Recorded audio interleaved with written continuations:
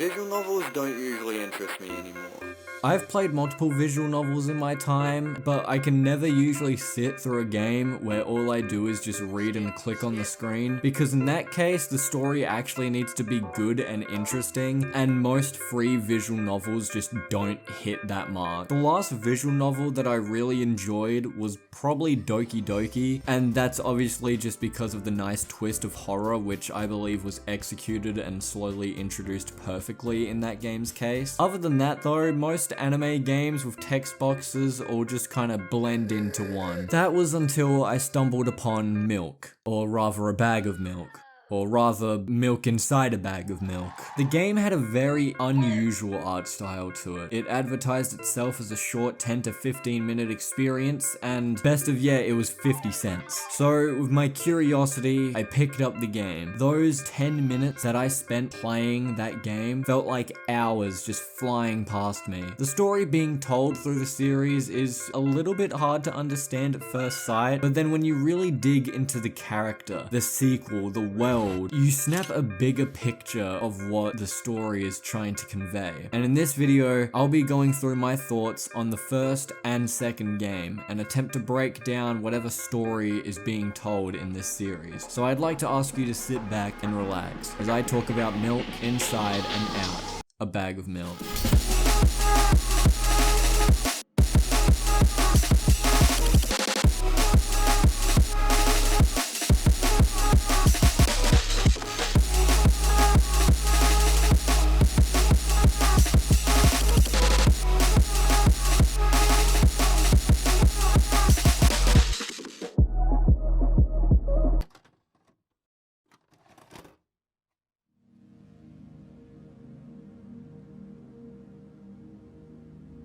When the game starts, we get to name our character. Our name only shows up one time in the game, however, so honestly, my name is not important. The game has a very simple premise to it, as shown on the menu screen. We play as a voice inside the main character's head, and our goal is to help her successfully purchase one singular bag of milk from the store. That's it. Once entering the store, we come across two creatures who look and act really odd towards us. First, a supposed customer who keeps saying the letter O over and over again, and that's his entire character. And then we have the shopkeeper, who only speaks with the bare minimum amount of words to get his point across. We'll come back to these guys and explain them a little bit later. We begin to make our way back home, and the main character starts to talk about her life and how it seems to adapt to her depending on what she needs. At the moment, a cloud is forming above her head, indicating that she's sad. However, us as the voice start telling the main character that it's all just happening inside of her head, and that a lot of what she sees isn't real. She keeps trying to deny it, but we keep telling her to accept the truth, until... Looks like Jaden doesn't help me at all. I guess I'll have to try something else next time. After this scene, we get sent back to the name selection screen, and thus concluding the first of two endings. Any questions, anyone?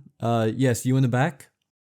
Yeah, what does literally any of that mean? Well, we can answer a couple of questions here, but everything is mainly explained in the good ending, as it's also the ending that leads into the sequel. Firstly, we learn about ourselves, the voice. What exactly are we? Well, let's read into the last lines of the game and figure it out. I believe that we are playing as some sort of medication that the girl is taking, or at least we are created due to the medication. We know that she's taking meds because of this line where she says that the pills aren't working, and we can gather that we are created from the meds as she says that we aren't working for her. After this line, she then sends us back to the name selection screen, and whatever name we put in next is the name of the next medication that she tries. After digging through the files of the game, I also found out that if you put the same name in twice, you get the lines, again?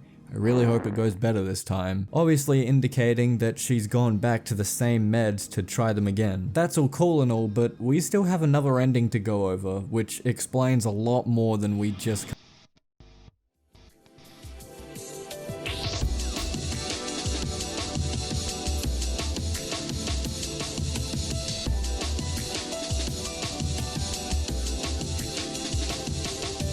To get to the good ending, we just have to play through the whole game again, which honestly is fine because none of the choices that you make actually really matter. The only choice that really changes anything is the last one. Instead of pressing the main character about how what she's seeing isn't reality, we just don't say anything. She takes this opportunity to open up to us about her trauma and multiple other things. We make our way to a small bench nearby, where she proceeds to talk to us about the medication, saying that the more she takes, the less effective that they become.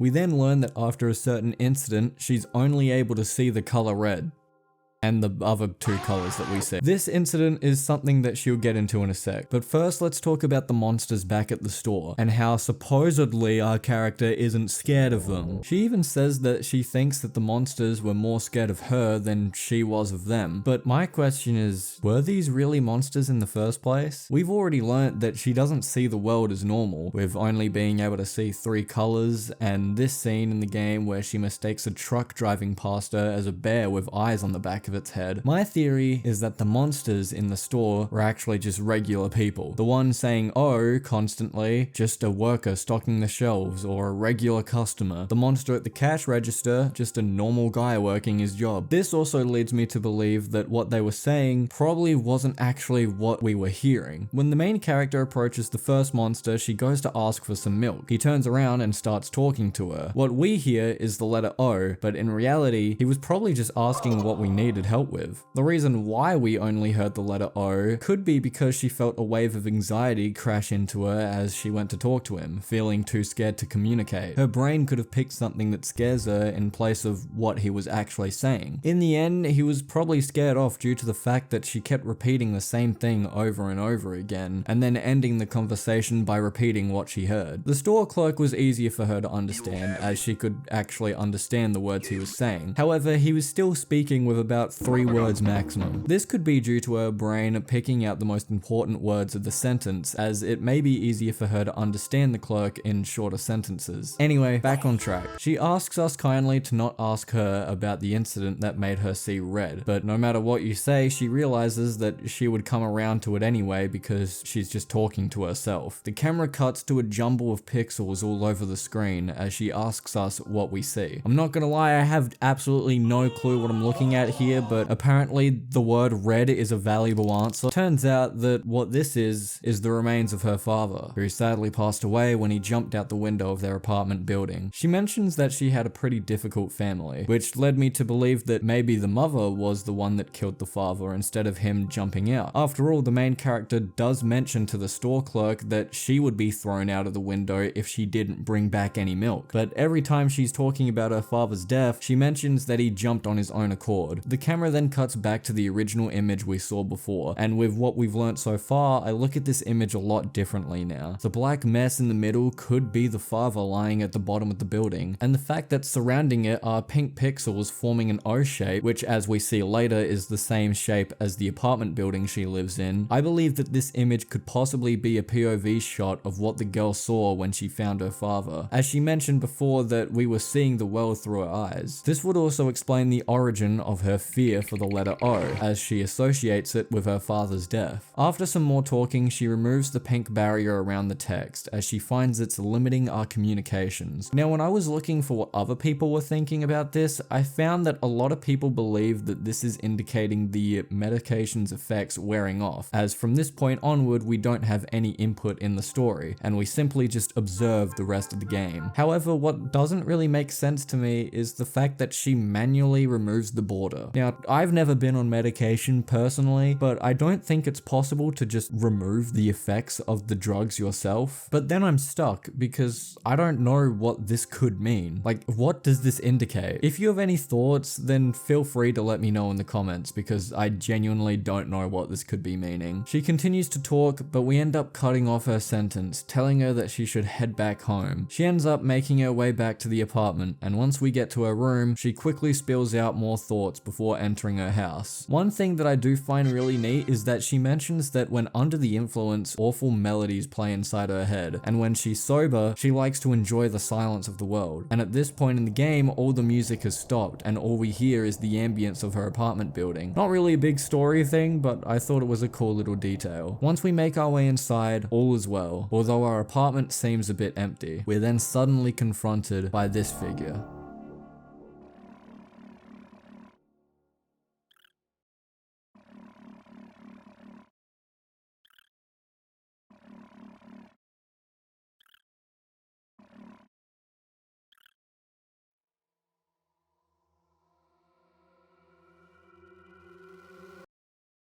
And with that, we've seen everything that this game has to offer, and for anyone that hasn't 100%ed the game, there you go. Before I move into the next game, however, let's go over a quick recap of what we learnt so far. The MC finds it really hard to live through her life without taking medication. The character that we play as isn't the girl, but instead a voice inside her head created by the medication she's been taking. She sees the world way different to everyone else after the incident where her father jumped out of the apartment window. Because of this, she only sees red, hears things differently to everyone else, and sees things differently too. Examples being the creature in the store and the truck she mistook for a bear. The main character is scared of the letter O, as she relates it to the death of her father when she saw the apartment building and his body lying underneath. Bags of milk are also a real thing. I think that's the biggest takeaway from this. I should also say that just in case you didn't catch on, the creature before in the last scene of the game is the mother, further proving that she sees things differently to us, because clearly this thing did not give birth to an actual human. These are the main takeaways from the first game, and so far we have a pretty solid story. But now it's time to dive outside.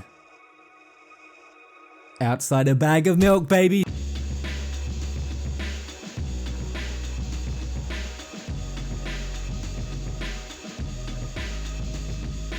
It's clear from the moment that you open up the Steam page for this game that Milk Outside has a very different art style to the previous game. We've got portrait shots of the main character, point and click sections, animated cutscenes. I think it's safe to say this game used a little bit of that milk money, if you know what I'm saying. The game begins at the exact same moment that the first game ends. Our mission? Go to bed. I don't know why I thought there'd be anything more to that. Making her way to her room, she walks past the kitchen. Inside is the bag of milk that she bought from the store. On her way out, she's met with the face of her mother. The mother grabs the girl by the arm and stabs a massive claw into her veins. This isn't the first time that this has happened, as the milk girl suggests. The mother's claws start to inject some sort of venom into the girl's vein. She then grabs the girl's neck as she begins to vomit and tells the girl to promise to never drink milk again. I would explain this bit now, but I think it's best to come back to it when it isn't gonna spoil literally everything else that we need to know. The girl is now in her room getting ready to go to bed. After brushing her teeth, she decides to take her medicine, but today she wanted to see what was actually inside her meds instead of just taking them without giving a second thought. One by one, she opens up the pills and throws them away due to some reason she's created in her head. Instead, she says she's gonna create her own medication and take that instead. With this, we, as the player, are introduced back into the game. Just like in the first game, the choices here don't really matter all too much. I mean, maybe you might learn something different if you were to pick the other option, but she always just loops around to the same conclusion anyway. However, there are some choices in this game that do matter and will change like entire scenes if you take the right path. The girl tells us that she doesn't need us anymore and that she's gonna be the one to call the shots from now on. However, that is very short-lived. This motive, however, explains why she was throwing away her original pills beforehand, because she felt like she would be able to take control. After realizing she wasn't ready, she takes her medication. She lies down on the ground and stares at the ceiling, asking us for some quiet time. She tries to arrange her thoughts in her head but can't work out the full picture, so instead she turns her thoughts into fireflies that circle around the roof. Annoyed, however, she scares off the fireflies by screaming at them. We ask her what she was thinking about when she was laying down, which brings us to this scene.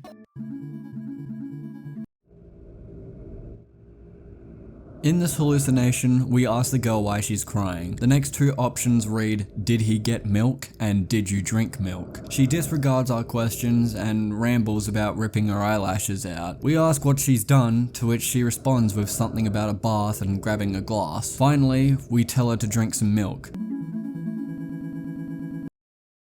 And just like that, we're back in the girl's room. For this scene, I was a little bit confused because, I mean, this is quite literally just random rambles. But after looking into it a bit more, I think that our dialogue options in this scene are random memories of what the parents were saying to the girl at some point in time. The first questions we asked were from the mother, asking if he had gotten milk or if we had drunk any. He referring to the girl's father. We'll learn more about the father and milk later on, but all you need to know for now though is that the father would buy a lot of milk and the girl isn't supposed to drink milk. The next question we ask is, what have you done? This one I don't really know, but in my mind it might be the mother talking to the father. The last line is, here, drink some milk. This is the father talking to the girl, trying to get her to drink milk. Again, keep in mind that the girl isn't meant to be drinking milk for reasons that I will touch on in a second. This is also the reason as to why I believe the second line is the mother talking to the father, possibly finding out he was forcing the girl to drink milk when she shouldn't be drinking it. So why can't the girl drink milk in the first place? It's never outright told in the game, but from hints in the game you can come to the conclusion that she may be allergic to milk. Not in a lactose intolerance way, but rather milk allergy, which can cause anaphylaxis. In the game, we learn that the girl doesn't like milk. Yet in her room in the point and click sections, we can see empty bags of presumably milk that can't be clicked on and are distorted compared to everything else. There are also other hints, such as the father attempting to make her drink milk, which he knows is a bad idea, that indicate she may be allergic and that he had ill intentions. So I only just thought about this now while editing the video.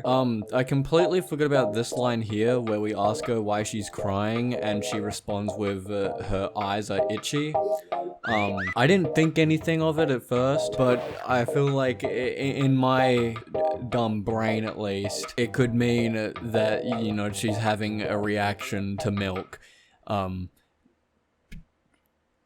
With this knowledge in mind, let's go back to the first scene in the game with the mother. Again, touching on the fact that the girl's views on reality are twisted, we know that what is happening in this scene probably isn't actually happening. So what is then? I believe that in this scene, the mother is injecting something like an EpiPen into the girl's arm, as it is recommended that an EpiPen or two should be used in the case of an allergic reaction to milk. So the claw would be the EpiPen, and the venom would be the contents inside of it. After that, the mother then tells the girl to promise to never drink milk again, also indicating to the fact that this probably wouldn't have happened if it weren't for her drinking milk. The only issues that I found with this theory, however, is that no point in the first game or the intro of this one does the girl drink milk. So how this reaction would have kicked in, I'm unsure, but this is the best theory that I can come up with. Anyway, back to the present. The girl asks to help us look for her fireflies, in which kicks off the point and click section of the game. All we have to do is click on an item in the room that the fireflies might be hiding in. Not too much stuff really happens here. It's either you get a firefly or you don't. However, some items such as the school bag and the laptop are massive lore drops. So let's take a look at the school bag first. We learn that the girl used to go to school, but she never graduated. We ask her about her last day of school and she says that she was picked up from her father, who told her that she was too old for school and that there was no point in going if everything was gonna be too easy for her. Once she got home, they all had dinner and went to their rooms. You know, pretty easy, simple story to understand, but just in case, you know, you need a little bit of a refresher, we can ask her to tell the story again. And every time that she repeats the story, something changes. The way the story actually goes is as follows. The father had to drag the MC out of the school while she was biting and scratching. He forcefully pushed her into the car and told her to grow up. On the way home, the father drove to the store and picked up some milk. When they got home, her mother wasn't there. This is where we learn about the MC's hate for milk and her mother. We don't get to hear more of the story, however, as she finds another firefly inside the bag. So let's move on to the laptop next. The main character had multiple hobbies on this laptop, stuff like gaming, 3D modeling, etc. That was all until she started going onto the internet. Online, she was able to make multiple friends, 317 of them to be exact. However, she believed all her friends to be fake bots made from code. Obviously, that's not true, and this was just how her mind perceived things, but so on. One of these friends, however, was really good at pretending to be human, as the MC states, which most likely means that they probably got along really well, considering this person a best friend of sorts. She states that at some point she managed to let him trick her, but before she finishes her story, a firefly comes out of the laptop. But she does continue the story later in the game, so more on this when we get there. After collecting all the fireflies, the MC decides that she wants to go to bed, but we encourage her to step outside for a bit and get some fresh air before bed. Yeah, and encourage is definitely the right word to use here. Not too much happens here besides some small talk, reminding us of her fear of the letter O as it's the shape of the roof. This line here that may indicate that she moved apartments at some point, but not really important. However, it's out here where she remembers the story she was telling about the laptop. She bends over the edge and imagines herself falling to the bottom of the hole. She continues about her friend from before, who seemed to use his real name and an image of himself for his profile, as she says he was breaking the online rules. He would tell everything to the main character, and she did the same thing, opening up about everything to a stranger on the internet. After this, the friend would send a group of people to cyberbully her, leading her to turn off the laptop forever. Eventually, her body slams into the ground. We leave her imagination and make our way back inside.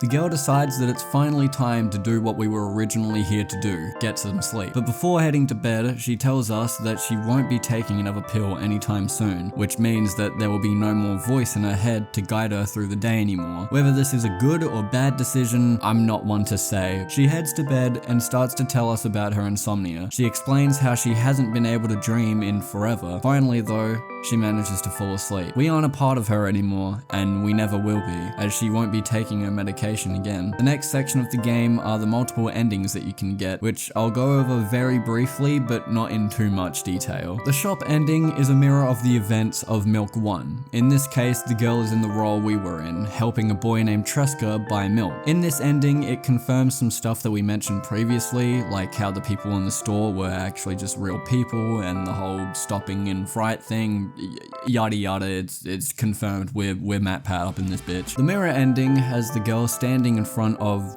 would you believe it, a mirror, talking about her appearance and how she doesn't want to be branded as a loser at school. Every time the camera cuts in and out, her reflection changes to something else and she repeats the same line she said before. The phone ending has the girl talking on the phone to a pizza company's automated message. I assume this is her getting stuck in one of those loops, like the excuse me what chain at the store, as she just keeps going on, not paying attention to the fact that this voice doesn't really care about what she's saying. But the field ending has the girl stuck inside of a room that forever expands in whichever direction she tries to head in. Eventually she escapes and is left on a field with a figure that keeps following her. Finally, the stairs ending has the girl endlessly walking down a spiral staircase, and that's it. I would read more into these endings, but they don't really explain too much besides either things that we've already theorized on, or smaller stuff like not wanting to be a loser at school. However, there is a guide that I will link in the description that goes into the endings in full detail, However, there is a guide that I will link in the description that goes into the endings in full detail, as well as pretty much everything else in this game. A lot of my stuff was actually based on some points from this guide to help me understand the story in my own way, so shout out person who made this. I can't be bothered to look at the author right now. It doesn't matter which ending you get, because they always end the same way. We get an animated cutscene of the girl waking up from her bed. She begins to cry due to having just experienced a dream, being the ending, for the first time in a long while. She walks outside of her apartment complex and looks up at the massive hole above her, and with that, the game ends. Milk Outside explains a lot more about the MC's past. Her allergic reaction to milk, her abusive father that would force the girl to drink milk even though he knew it was a potentially dangerous thing for her experience with cyberbullies online that she thought she could trust, and now in the present we know that of course her father is dead, whether to suicide or killed by the mother, and we know that the MC doesn't plan on taking any medication. Before we... Sorry, I think my power board just sparked. I don't know what just happened.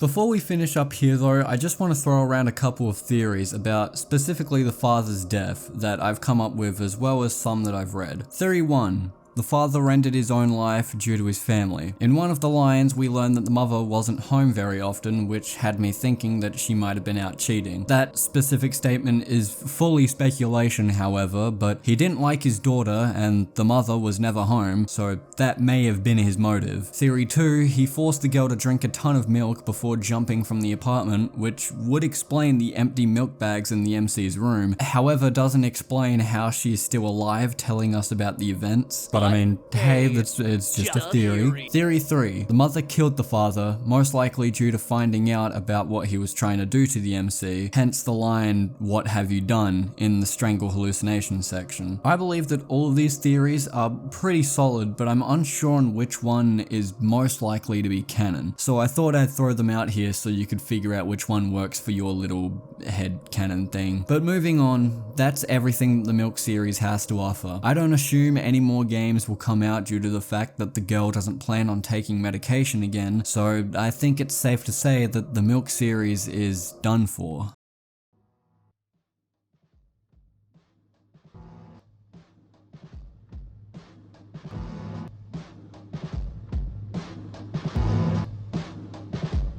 Okay, yeah, I lied, there's more.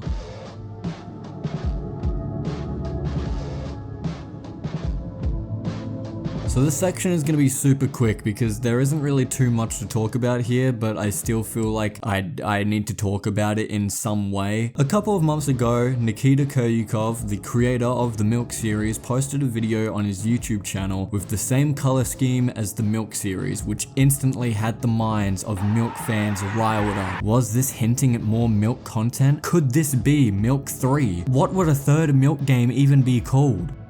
Milk in between a bag of— In the video we can see a hand plugging a cord into an outlet. I'd think it's safe to assume that this is the Milk girl, seeing as she's the only character we followed through the series. The camera then cuts to a boot up screen of an OS. This shows that the girl has decided to go back onto the internet despite the harassment that she received last time, which led her to remove herself from the platform. She opens up a website called password.online. Keep this link in mind because this is where the content's at. She tries to use the website but can't remember how everything worked. After aimlessly typing stuff hoping something works on the website, she types out help, but then the video cuts off. And that's the entire video. Alright, good.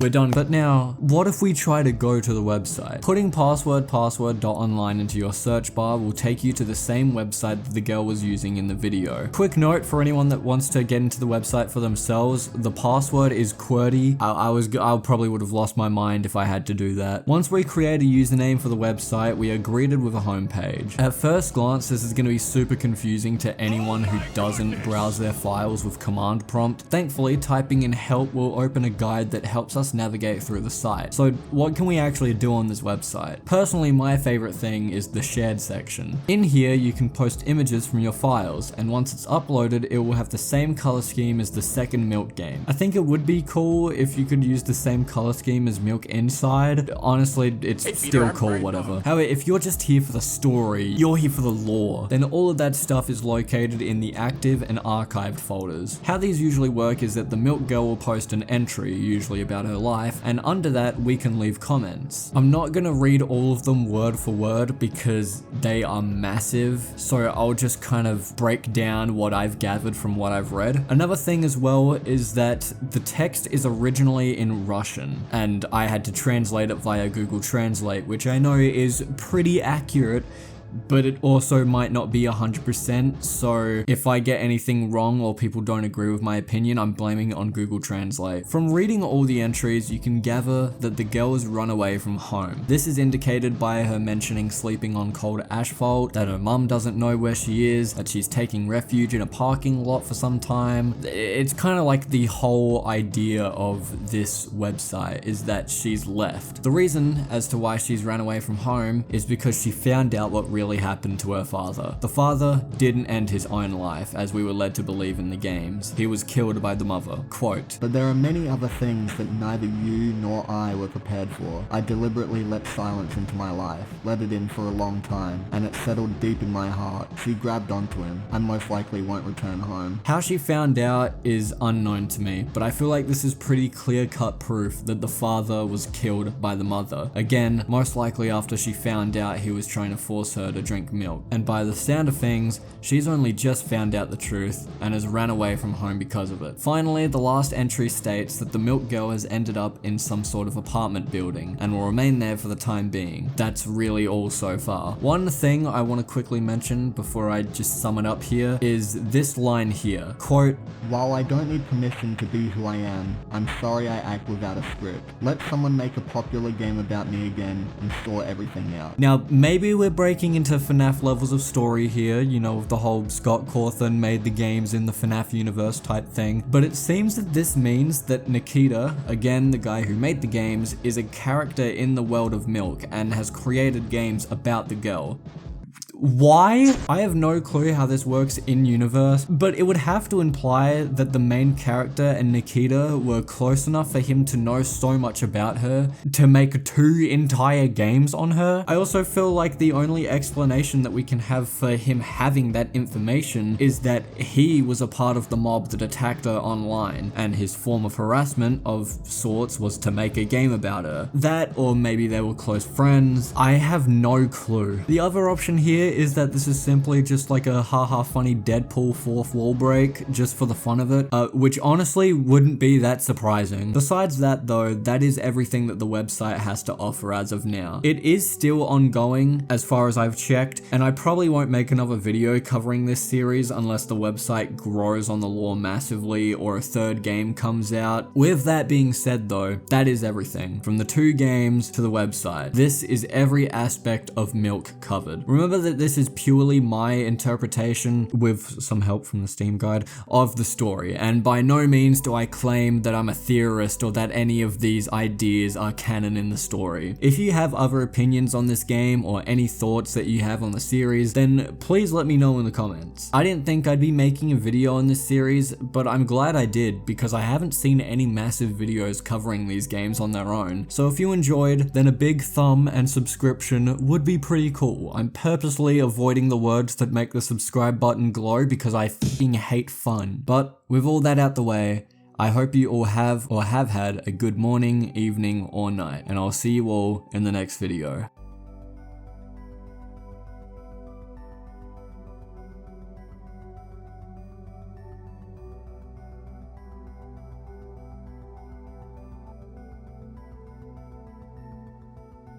He's nuts. Got him. Wow. Shut the fuck